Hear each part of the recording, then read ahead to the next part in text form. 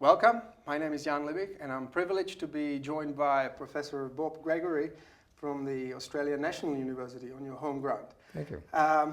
Today we'll be talking about macroeconomics. We'll be focusing on the short run and medium run issues, and Bob is really, he's got expertise in this topic. In fact, he's contributed a lot in the academic research as well as on the policy arena. You were on the Reserve Bank of Australia board, as well as many other committees that decided about important things. So let's start talking about your research. In your 1976 paper, you invented a whole topic, and the economists later called it the Dutch disease. Basically, it's about a resource boom having some undesirable effect in the manufacturing sector. Can you tell us a little bit of what it is about? Yeah, I was working in the government at the time. In fact, most of my applied ideas come from being closely involved in government. And we'd been subject to, or was about to be subject to, large tariff changes. And the issue is, when you haven't been subject to a change, how can you guess what effect it might have? So I was looking around for something which would look like a tariff change. And then I got the idea, well, something that looks like a tariff change in the short run is an exchange rate change. Right. And nobody knew anything about exchange rate changes in those days because they were more or less fixed. And then I thought, well, what would change an exchange rate a lot? I got the answer, well, minerals would change the exchange rate a lot. So then I thought, oh, well, if minerals change the exchange rate a lot, and the exchange rate is like a tariff, then development of the mineral sector looks like a tariff cut for the clothing industry. So this was a great idea, right? The idea that you develop minerals in, say, the Northern Territory, and then the clothing industry in Fitzroy, Melbourne suffers because the exchange rate changes. Nobody in Fitzroy Street, Melbourne believes that it's coming from the Northern Territory. So I developed that idea. And it basically just says that when you develop a new export sector, you would tend to think the exchange rate would appreciate. And if the exchange rate appreciates, the old export sector finds they're going tougher because the exchange rate appreciation means its prices fall. The import competitors find it tougher because the import prices fall. And so the paper develops those ideas. And it took off dramatically because the political timing was right. There were lots of fights and worries at the time about what level of tariffs we should have and what we should do about minerals and so on. So it's kind of like a curse in a way to have this resource boom, or in effect a large endowment of oil and things like that, because it leads to this deindustrialization. You kind of averting all these resources into that one sector, which actually is not very effective in the long term, not producing any economic growth in the long term, and you're neglecting the other sectors. Yeah, I didn't use the word curse. I don't like the word curse. I mean, what I just tried to stress in that was that when you have a mineral boom, lots of things happen. And manufacturing does decline. If it's an import competing manufacturing industry, or if it's an export manufacturing, it does decline. And so that has all sorts of implications with the sort of labour the economy needs and where workers are located. And then let other people work out whether the adjustment costs are worth the growth. I mean, minerals cause you to grow just like anything else causes you to grow. It's just that they cause you to grow in a particular sort of way. You know, they don't have a high labour content, for example. They tend to have a high foreign ownership content. So the growth path will be different. And as you pointed out, I think that as you become more export intensive on minerals, you are implicitly making a decision to subject your economy to more shocks, because we know that mineral prices go up and down much more than manufacturing prices. But if we take it one step further and look at countries that are rich in oil, for example, that seems to be hurting them in the long term. I mean, they, Middle Eastern countries, they might be rich, but certainly they're not at the frontier in terms of productivity and so on. And if they eventually might run out of oil. Well, that's true. Well, first of all, they are rich, right? I mean, if you compare the Middle East now to what it used to be, it is rich. So they have gained. The question is, who's gained, and so on. So the people who gain in the Middle East are whoever owns the oil or taxes the oil. And it has made it very much harder to have tourism for example, which would be export industry or have manufacturing. But I think when you have this discussion, to bring it forward to today, I mean, there is no doubt in my mind that if we did not have the mineral expansion over the last 10 years, and especially the big investment boom in mineral now, Australia would be going through more of a European and a US crisis. Not as bad, because, you know, we didn't have the banking crisis and all that sort of thing, but we would be, the unemployment rate might be 7 or 8 or 9, say, rather than where it is now. So this time around, at this point, we've gained a lot out of the minerals, I reckon. Down the track, when the investment stops and when the price of minerals falls, as it will, then those gains won't be there anymore, and then we're going to find the adjustment hard. And I think that's going to occur in 2 or 3 years' time. So how should policymakers respond? Should they be trying to run budget surpluses to accumulate as much of the benefit of the boom? Or? Well, I mean, in theory, they should have responded the way they sort of did, only better. You know, I mean, in theory, they should have had in place a rent resource tax, which they didn't. That's now a complete disaster area, like complete. They should have run surpluses a little earlier. I mean, they haven't run one yet, but they should have tried a little earlier. And they shouldn't have cut taxes quite as much as they did 4 or 5 years ago. So they sort of mucked it up a bit. But I tell you what people don't really understand in the classroom is in the real world, people sort of don't know what's going on. And it takes a while to figure it out. So it's sort of explainable that everything was a bit late. I mean, the mining companies, for example, believe it or not, didn't even pick the price increases. You go back to the mining forecast in 2003, and it seems unbelievable, but none of them talked about China forcing the prices of iron ore and coal up. So being late for policy is normal. In fact, I think if you're interested in policy, there are 2 really interesting lessons to be learned from this boom. One is that policy is, as a general rule, always late. Partly because you don't know what's going on, partly because you're a little bit frightened to make a change. And secondly, you can't introduce perfect policies. You know, which the resource rent tax is an example of that. You can do it on paper, but economic policy is about politics as well as economics. And so you never end up with exactly what you wanted. So you have to make judgments about where you think you're going to end. That's just as important as getting the plan of what the policy you'd like in principle. And that game is a political game, it's an economic game. And make sure that the hybrid is actually not worse than no policy intervention in the first place. When I say the mineral tax is a disaster, if you got up in the classroom and explained it to people, nobody would believe you. I mean, suppose, for example, here is the plan.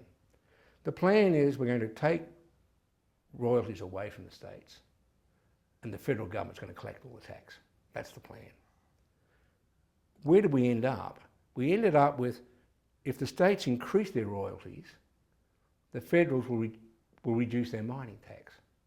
So we ended up with a hybrid which encourages states to increase their royalties because the mining companies know that they're not going to pay any extra tax because the feds will offset it. So we ended up completely where nobody wanted to be.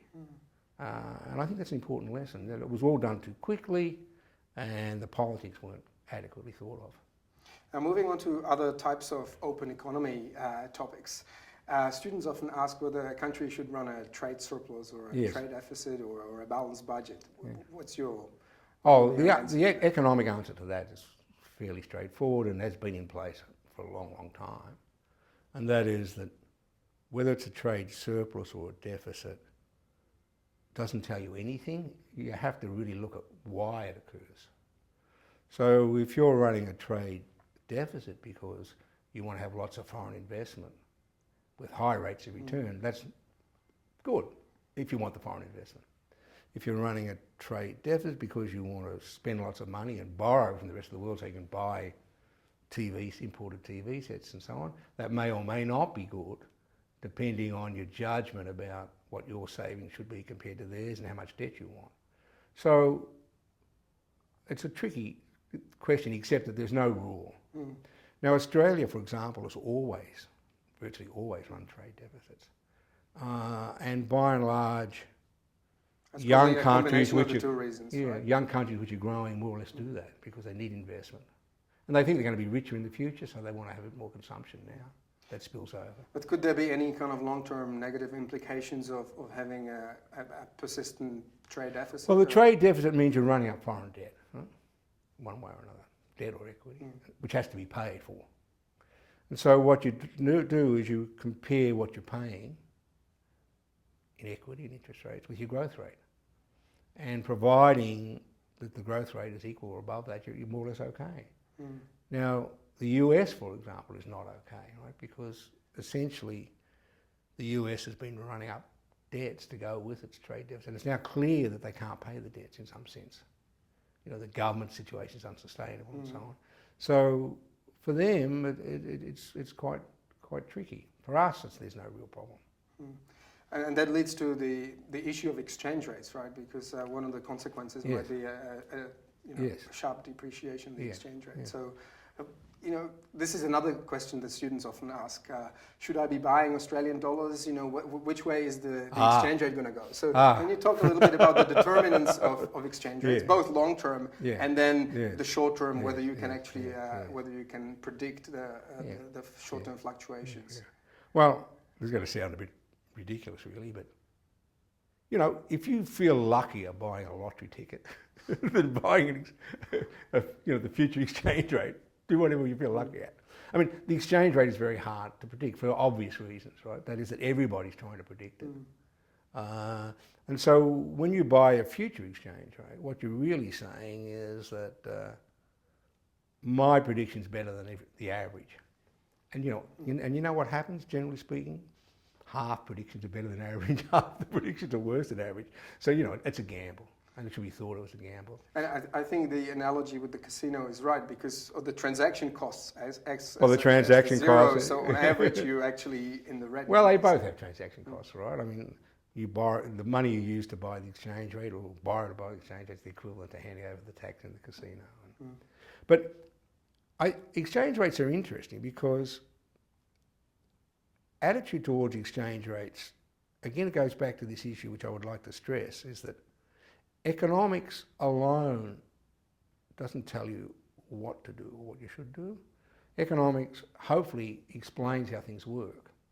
So when I began as an economist, you needed fixed exchange rates. Everybody believed that fixed exchange rates was what you wanted because they said flexible exchange rates in their mind meant devaluations. That governments couldn't control inflation. So after a while, their price level got out of hand, so they devalued. So you need a fixed exchange rate for discipline. This was very, very common. So when we introduced a flexible exchange rate here, sort of in the 70s, when we started changing it, we wanted to make it more flexible. The Treasury opposed that because they said, if we have a flexible exchange rate, this removes discipline. Now, 50 years later, in Australia at least, nobody talks about the exchange rate in terms of discipline. What they talk about is that it's better to have the exchange rate going up and down quickly than to wait and take the adjustments out in the price level. Because if suppose you need to appreciate and you don't, well, in that world, the domestic prices start to go up, which is the equivalent to an appreciation. And once that starts to go up, we know that that's not easily reversed. They have a hysteresis component. So once you realise that your inflation rate's too high, it's very hard to stop it. So people have in the back of their mind that the exchange rates are better because they're more flexible, they go up and down quicker, and they're better. They're certainly better for us because when you have exports which are so price sensitive, prices go up and down and we don't control them, you really want exchange rates to offset those big swings. So here, there's hardly a person that would vote for an economist that would vote for a fixed rate. Well, in Europe, they voted big time by tying the currencies together, and I think that's right. It's an interesting natural experiment. That's right, because I think the downside of that. When that occurred, I was against that me and lots of people, not that anybody listened to me, but I was against that. Just because if you put a fixed rate across a lot of different countries, and the countries are very different and subject to different ups and downs, if you fix the rate, that takes it out as an adjustment mechanism, and it forces the adjustment back onto the prices of all the areas. And we know that prices, wages, are not that flexible up and down. They can go up, but very hard for them to come down. So I thought it was not going to work. The reason why people didn't listen to me is the old discipline argument. They said, oh, if we have fixed rates, we buy the German inflation rate. The German inflation rate is low, they'll give us the discipline, that's why we want fixed rates. And so they bought the fixed rates, but they didn't accept the discipline. And now you can see what a disaster that has been. And it's become so integrated with the meaning of Europe that it can be very hard for them to do anything about that. Now, let's move on to another topic, which is probably your most favorite. That's the labour market. And as a central stage of the labour market is always the question of the rate of unemployment, yes. what the main drivers are. Yes. So can you just talk a little bit about, why it is that not everyone actually has a job, whoever wants a job, and what determines unemployment? Well, this again is one of these interesting issues. If you go to the classroom, the answer seems obvious. You draw a demand curve, a supply curve, and for labour, put the wage on. If the wage is too high, you get unemployment. If it's too low, you don't. You just have to have the quote right wage. And then occasionally somebody might talk about shifting demand because of technological reasons, and that'll create unemployment. Somebody might occasionally talk about shifting the supply, say the welfare state, encouraging people, say, not to work. There's a lot of real controversy about the role of each one of these things. Should we think of it as unemployment as a wage problem? Should we think of it as a demand problem? Should we think of it as a supply problem? And again, attitudes towards that have changed. The analysis hasn't really changed, but the attitudes and people's perceptions. So when I began, the unemployment rate was under 1%. I looked it up the other day. In 1970, there were 8,000 unemployed men in this country who were getting unemployment benefits. So, with a bit of luck, I can probably remember everybody's name, right? And if I wanted to, with a company, I could call every one of them up, in a week maybe. Now, there's 200,000, 300,000 men unemployed, plus the disability people. So by the time you add them all up, there's sort of about 600 or 700 or 800 or more men not working. So that's changed dramatically, and one of the issues is why it's changed. And I've worked on that for ages, and I don't really know the answer. I can tell you bits and pieces, like technology has changed so that if you don't have skills, education skills or personality skills, it's much harder to get a job. Competition has changed in the marketplace, so firms have to be more efficient, so they're very reluctant to hire people who don't contribute. Whereas when I was a kid, you often hired people who didn't contribute. You hired them by mistake, but you didn't really want to sack anybody. So there's a lot of sort of unemployment inside the firms. So that's changed. If I can, welfare has changed. The two issues you identified was, I think you wrote a paper called The Dark Side and a Bright Economy. Yes, and you talked about the male unemployment problem and the kind of skill mismatch. Can you tell us a little bit more about that? This has been a big surprise to me. So to go back, when unemployment started to increase in 75, 76, I was primarily thought of it as a demand side, a macro, aggregate demand. The way to fix it was to get growth going again. The opponents to that view were a real wage view. Since then, the real wage in Australia has more or less been sorted out in some sense, and demand is growing, and yet we still have this big residual unemployment. When you look at it, a very large fraction of them are unskilled men. So if you're unskilled and unmarried, for example, the proportion which have a full-time job is only about half. Whereas 40 years ago, it used to be 80, 90% had a full-time job. So the unskilled men are finding it really hard going. And that has its counterpart in the female labour market as well, because if the unskilled men can't get jobs, they tend not to marry and tend not to form partnerships. Whether that's the women who won't have them or what, I don't know. So you get the unskilled, so you get the women becoming sort of sole parents and so on. So that problem has not gone away. I mean, it really is quite surprising. The unemployment rate among unskilled men in terms of lack of jobs is much the same as it used to be 20, 30 years ago when things got bad. The number of unskilled has shrunk, but amongst them things haven't improved. So what that says is the obvious solutions that we introduced, like trying to increase education levels, being more careful who our migrants are, more flexibility in labour markets, have hardly impinged on this group. And it's still there. And so people are now coming around, I think, to putting more emphasis on the welfare system and the contribution it plays. So in some sense, the profession's sort of moving what you might think of as moving right on this. So that 30, 40 years ago, there were lots of people who say, oh, we just need more government expenditure, including me. Today, you don't hear that because the problem has been very, very persistent. And especially so amongst the older unskilled men. I recently, about 2 weeks ago, I interviewed Professor Warwick McKibben, who's your colleague here, and he was your successor at on the RBA board. Yes. And he thought this structural mismatch, this kind of educational mismatch, especially of the males in the United States, was one of the driving forces of the global financial crisis. And governments have been trying to fix this problem or sweep it under the carpet by providing subsidies to the automobile industry and so on, instead of and so that wasn't really getting to the bottom of the problem, which was the low skill of some males. Well, no, it's certainly true in the US that there is this skill mismatch, just like the one I was describing here, the unskilled men essentially. And that's been true in the US roughly the same over the same period. And that comes out in the US in the wage distribution. You can see for the unskilled men who do have a job, the real wage may not be that different from 30, 40 years ago. Whereas here the real wages have gone up, they just don't have a job. And that's not been solved in either place. I don't buy at all that this has got anything to do with the global financial crisis, at all. The global financial crisis is primarily coming out of, in my view, primarily coming out of the banking crisis. Right?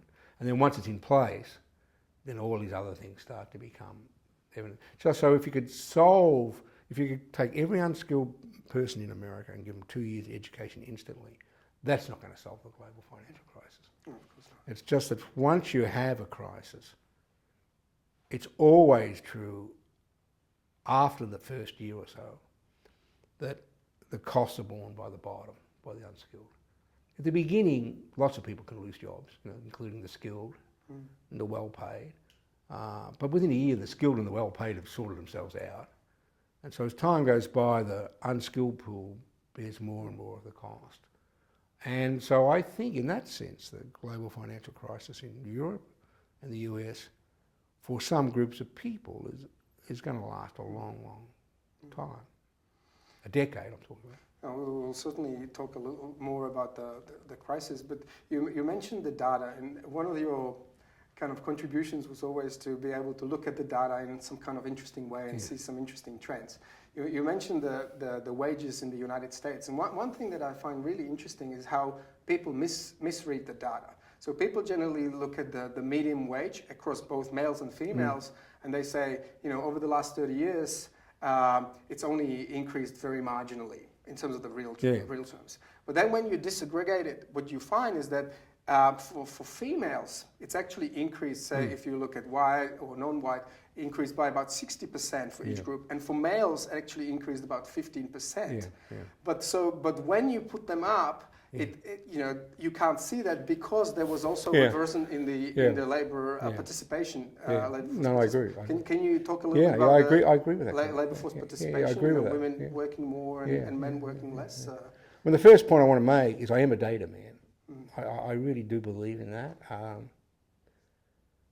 I don't know when that started, but I increasingly believe that if you want to find, once you've got your economics degree and you're in good shape, if you want to find out about the world, it's better to go and look at the world.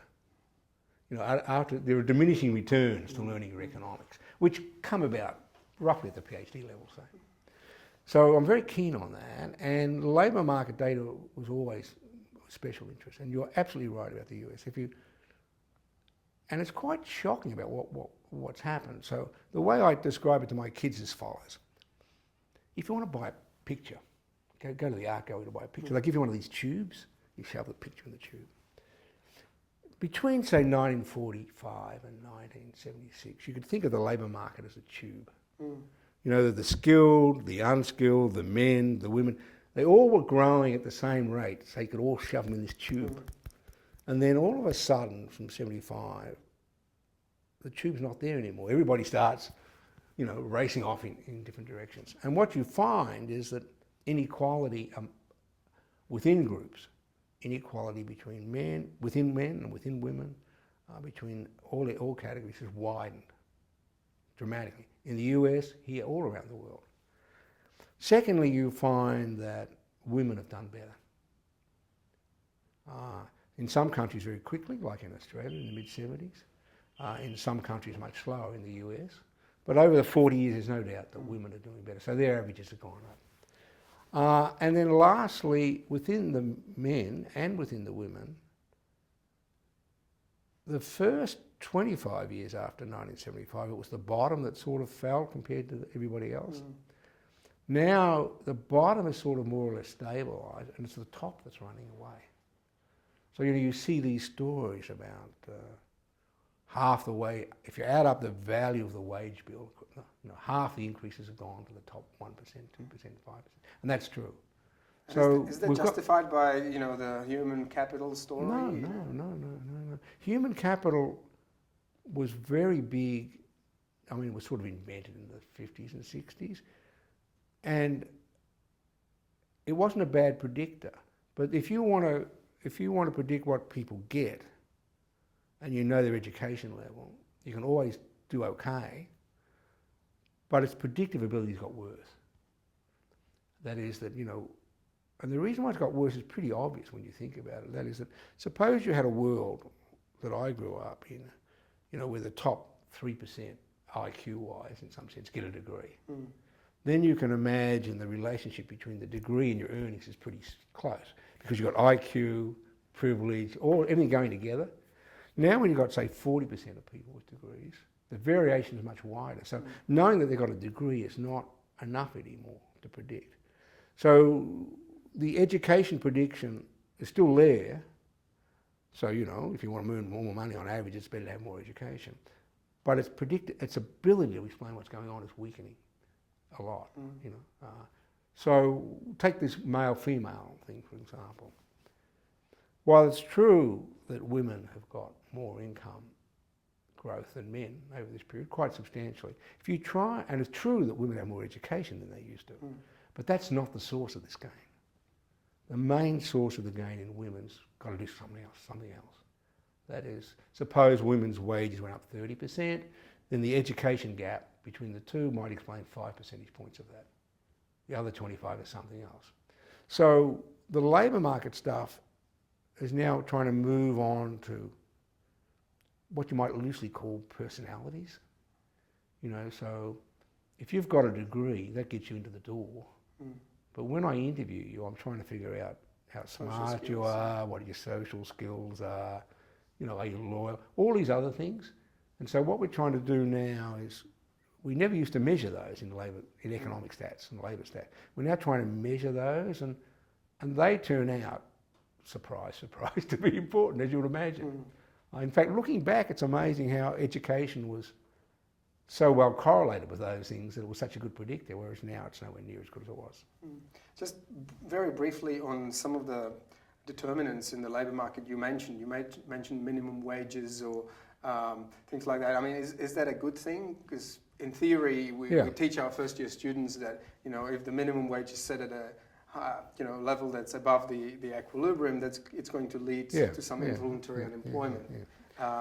So what's your view? What does the data say about that? Well, as soon as you say a good thing, that means you're talking about value judgments, right? Because we know a couple of things about the minimum wage. One is we know that if you increase the minimum wage, a group of people get more money. If you've got a job at the minimum wage, you get a rise.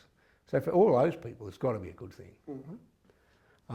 Secondly, some people will not get a job because the minimum wage is higher. And for them, presumably, it's not a good thing. Then the question is, how many people fall into each set? I've always been of the view, and this puts me in the minority, I think, that what you gain from an increase in the minimum wage in the Australian context outweighs what you lose by not outweighs what you lose. So I've never thought of minimum wages as the key to the problems that we're looking at.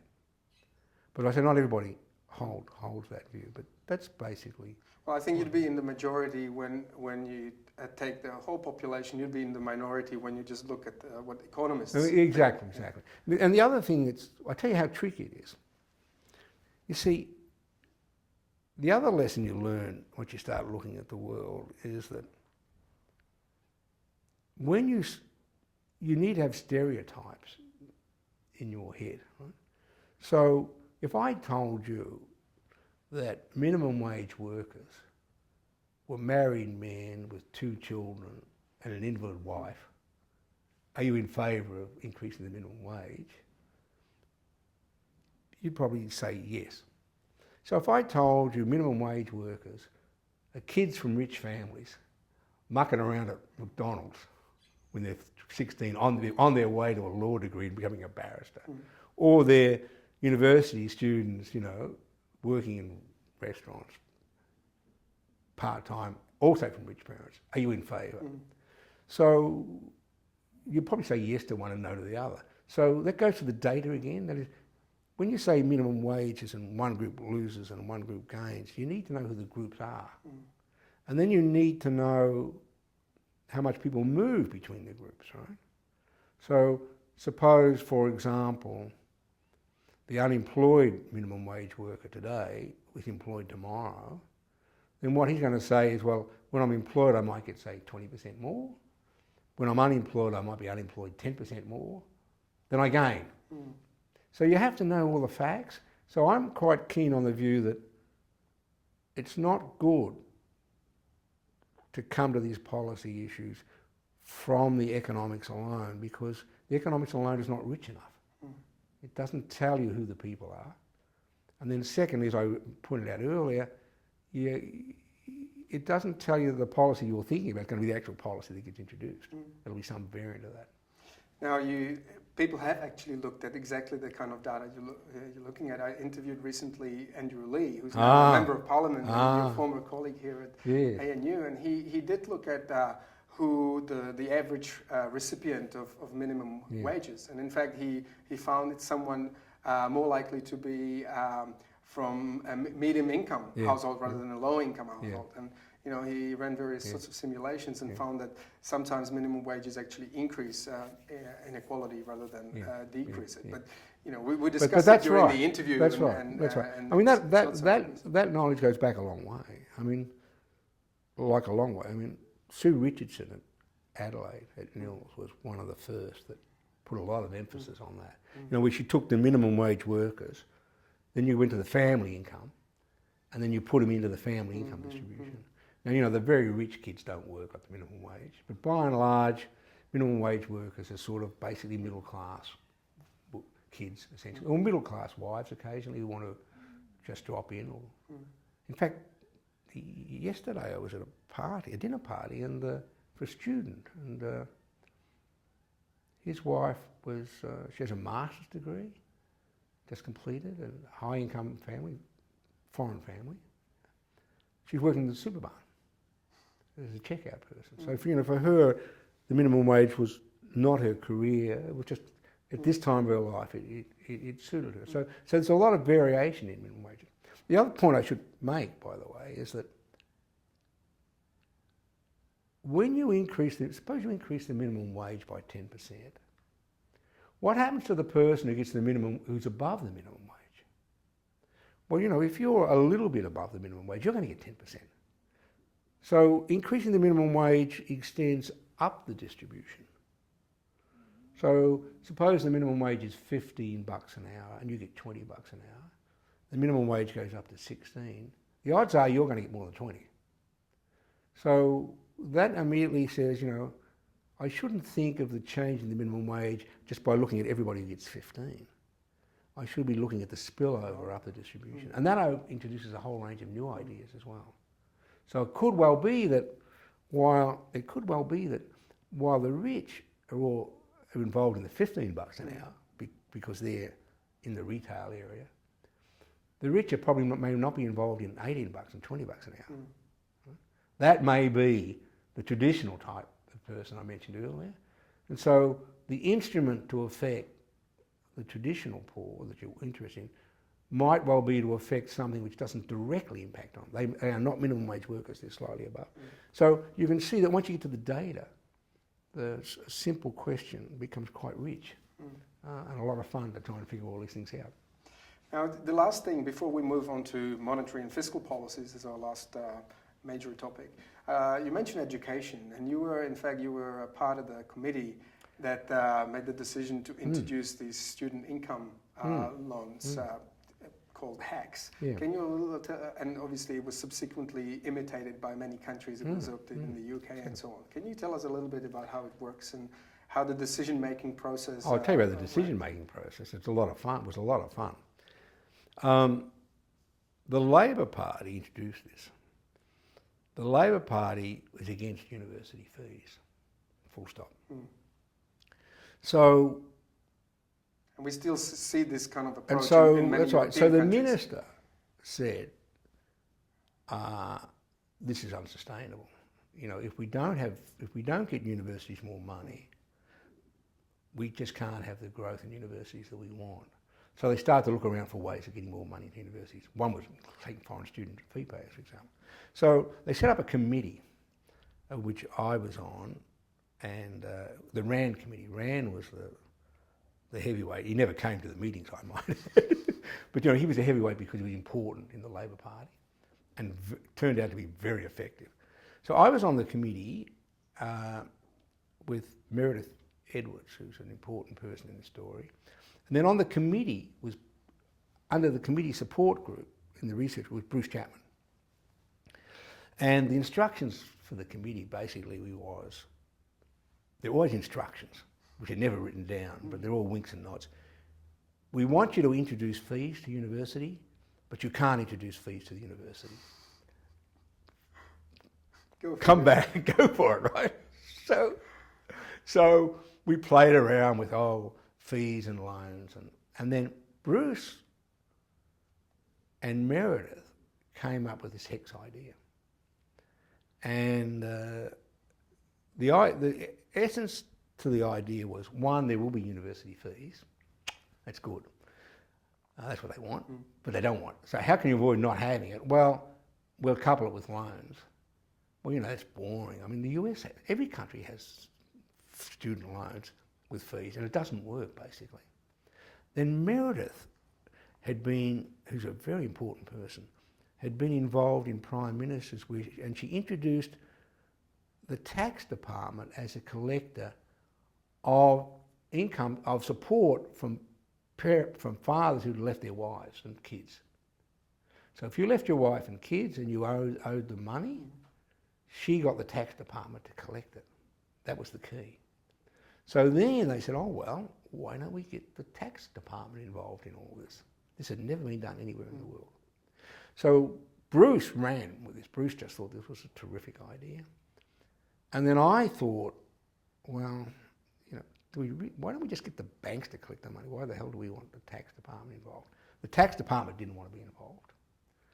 And Bruce and Meredith kept developing this, and then they sold me, and then they sold the committee, and then Rand sold the Labor Party, and then we introduced it. I think it's a terrific scheme.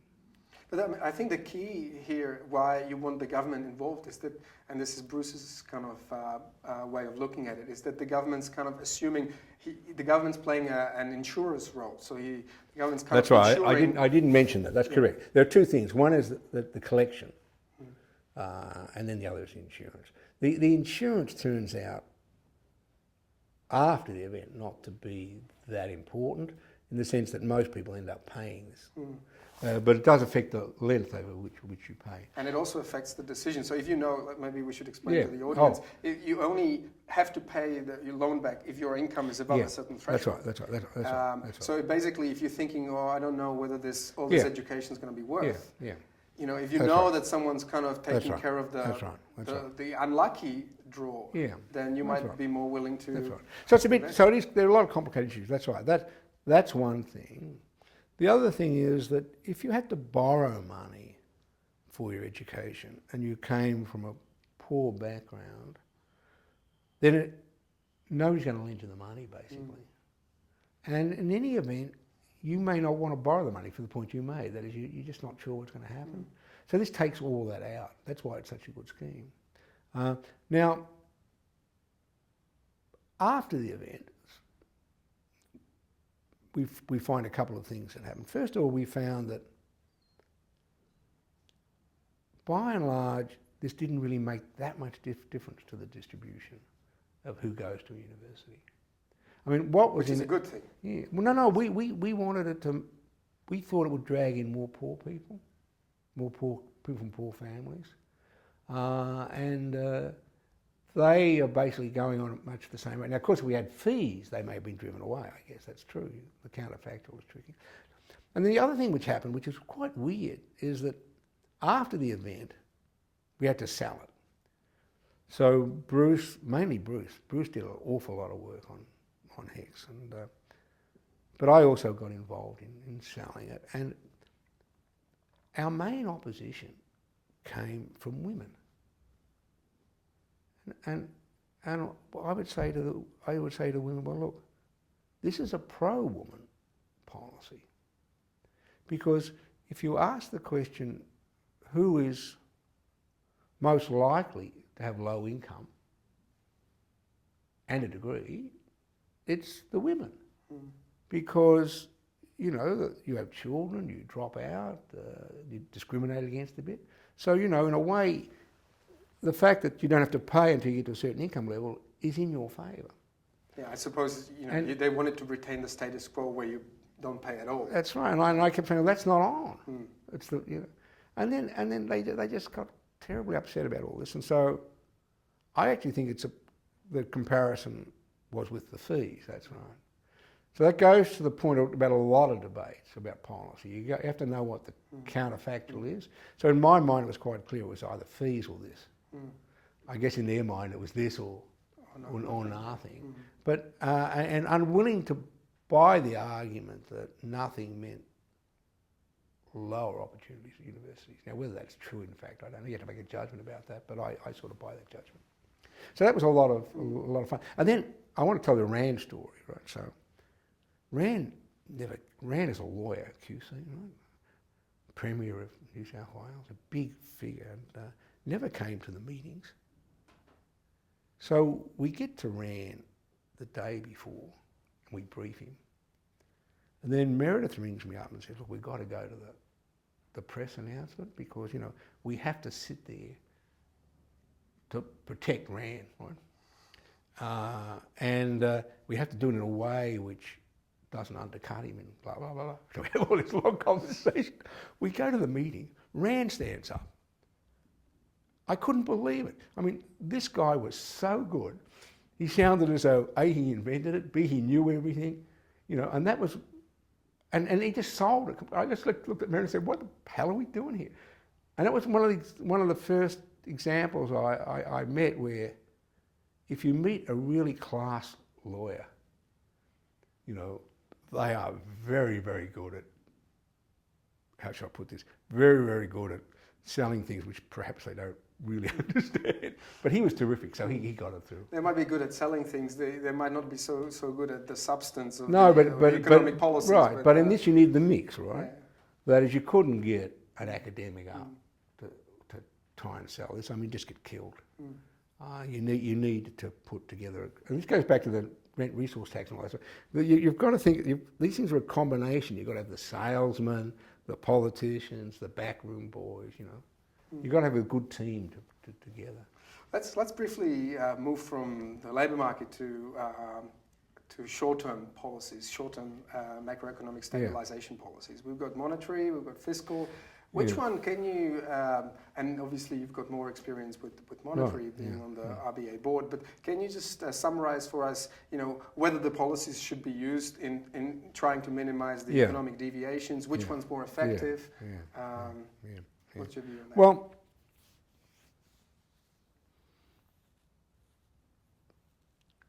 when I was started, the prevailing view, which came straight out of Keynes, was the macro policy, the fiscal policy mattered most. And fiscal policy was mainly about expenditure. And you can see why. I mean, that's the ideas that come out of the 30s. And then it's gradually been shifting. So one was the Keynes, which said fiscal policy. The other one was the Friedman type view, which said, well, monetary policy should be a constant. Right? You should never change it. And you should never change it for essentially two reasons. One is inflation is the enemy. And the way you fight inflation is you control the money supply. And two, people can't predict the future, right? That is, the lags between introducing a monetary policy change and its real side is very, very long. It's not even clear that it affects the real side. So monetary policy is fixed, and all you do play around with fiscal policy. So where did that come from? It didn't come from the facts per se, but just that sort of simple view of the world. Inflation's the problem. That's the money supply's got to be fixed. Then, by the time I get onto the board, the attitudes have sort of changed, right? By the time I get to the board, which is sort of like 30 years later, the general view then is that fiscal policy should be fixed. That is, that what government should be doing is not, getting the balance right between how much they spend and how much they collect. And monetary policy should be the swinging instrument. It's the one that should vary. And it's the one, now this is really quite complicated, right? Because when you say the swinging instrument for what? Well, for real output. But the old view was that money didn't really have much effect on real output. It was about prices. So you get well-trained economists who in one direction say monetary policy is about prices, and yet in practice are using it for real output, and then saying, but our real interest is prices. So this becomes very, very murky. But that was essentially the view. And then the other view was, which has changed between now and then, was that because all the agents understand what's going on, monetary policy only works if it's a shock. So the only way you can have a real output effect is it's got to be a shock. So you've got to surprise everybody. Now, today, nobody says this anymore. Right? The bank's always announcing what its interest rates changes are going to be over the next 6 months. So there's been a huge change. But fiscal policy now currently is now been taken out of macro management and monetary policy is back in. But 3 years ago with the global financial crisis, fiscal policy was in the centre. So I think the lesson to be drawn from that is that if you have two instruments, say monetary policy and fiscal policy, and they impact differently on the economy in terms of what they affect with different lags, then the mix should vary in the circumstances. So if you have a global financial crisis, my view, the minute that occurs and you think it's going to be sort of a long running thing, you go Keynesian. And that's essentially what everybody did. And then if you have a fiscal financial crisis with big output effects and you think it's going to be permanent, the central banks forget about monetary policy and inflation, they go real output. So Bernanke's printing money is in some sense at a rate which is almost guaranteed to give higher inflation a decade away, because they're making the judgment that it's the real output that matters now. And the real output matters now because it's changed a lot downwards.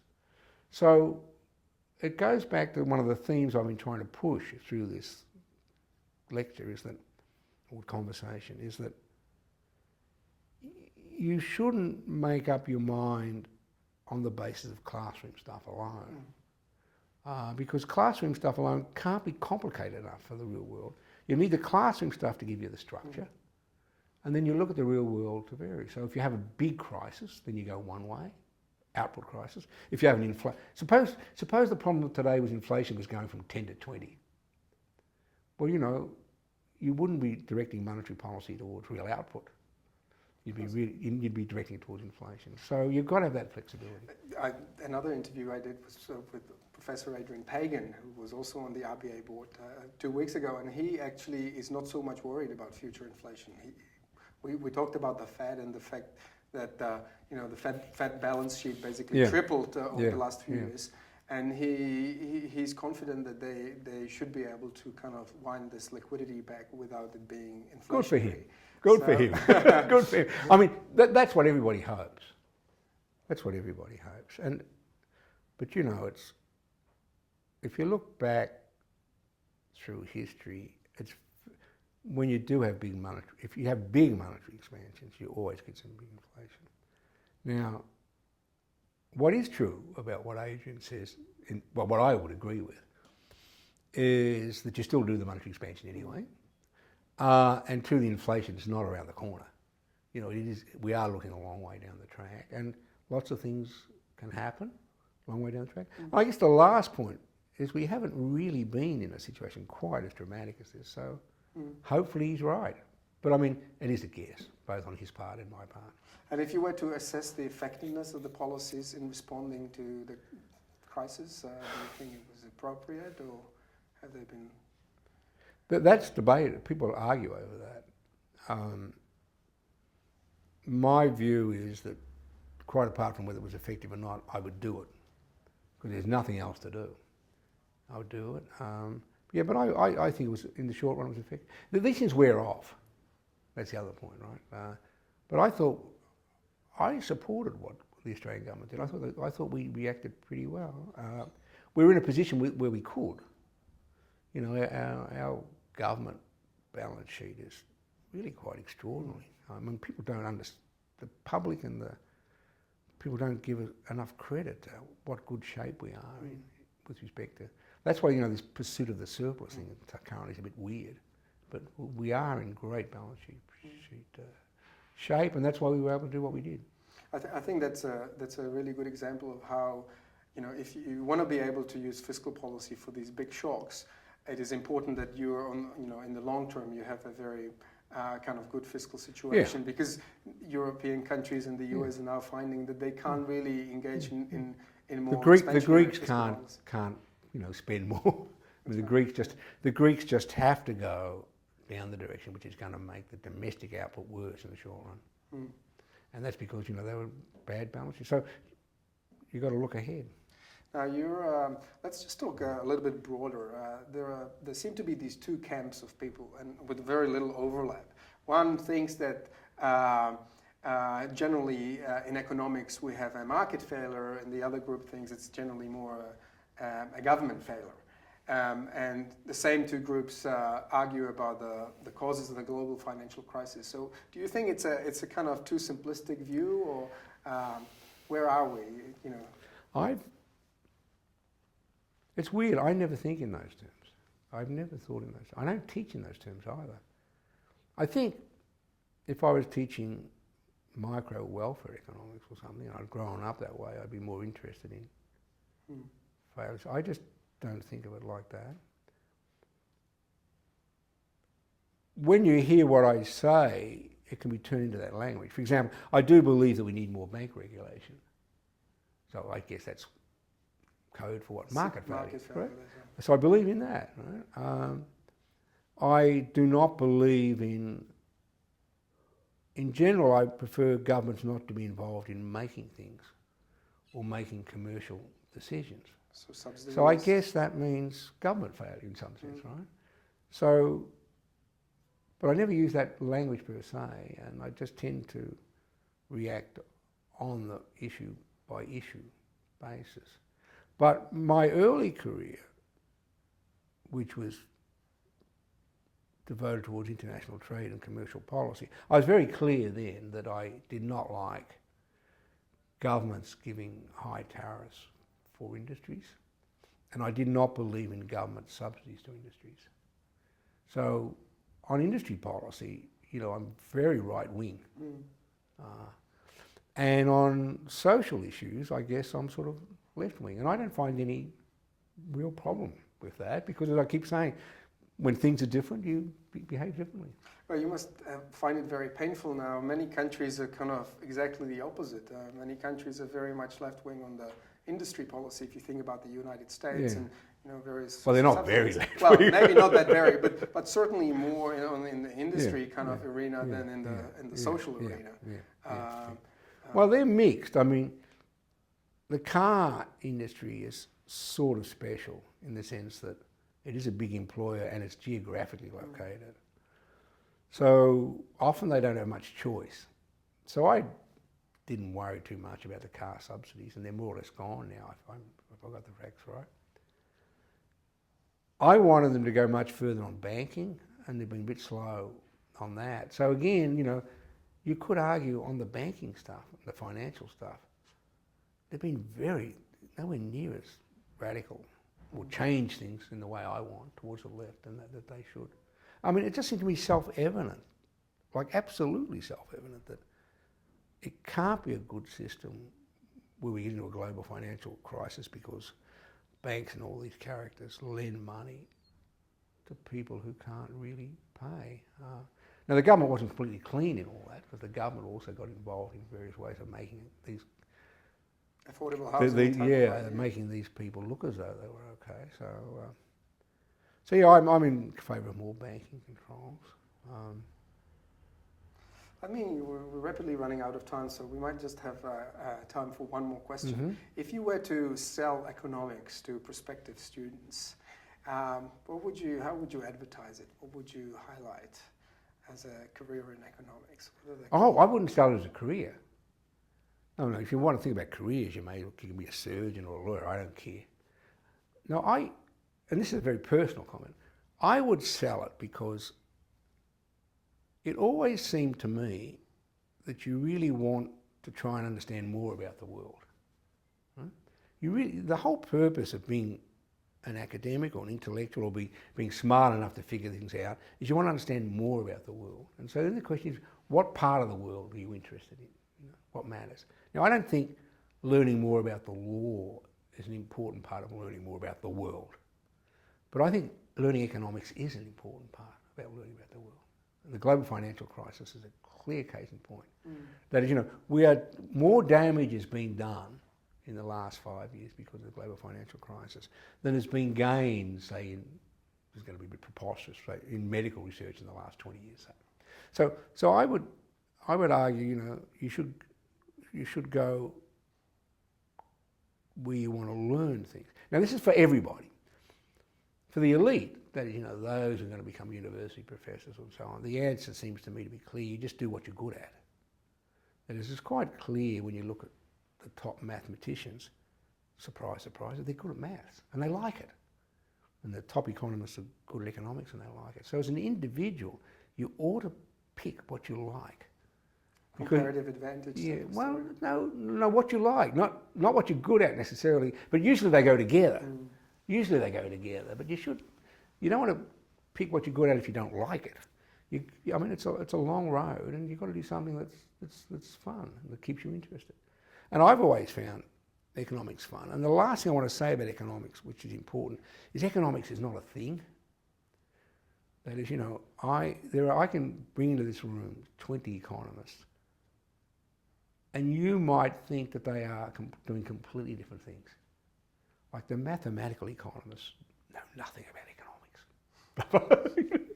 The sociology economics know nothing about it. Everybody's different. And so economics, you choose the bit that you feel comfortable with. You can do policy, theory.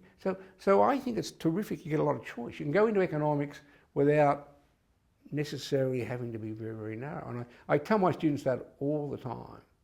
I said, what you should think is that inspiration and what you get taught must vary by the economics teacher, because it's a very big discipline. And your job is to try and learn as much as you can, but find out which bit suits you. So, you know, if you like mathematical economics, that's what you do. If you like the more social type stuff, that's what you do. If you want to write newspaper articles in economics, that's what you do. I mean, they're just different talents. And it doesn't help for us to fight each other and say, oh, economics should be this or should be that. It's just a very broad church, and that's a great thing about it. Thank you. I'm afraid this is all we have time for. Please join me in thanking Professor Bob Gregory for his fascinating insights and for his continued contributions to both the academic research in economics as well as public policy making. So thank you very much, Bob, and hopefully we'll see you soon. Thanks.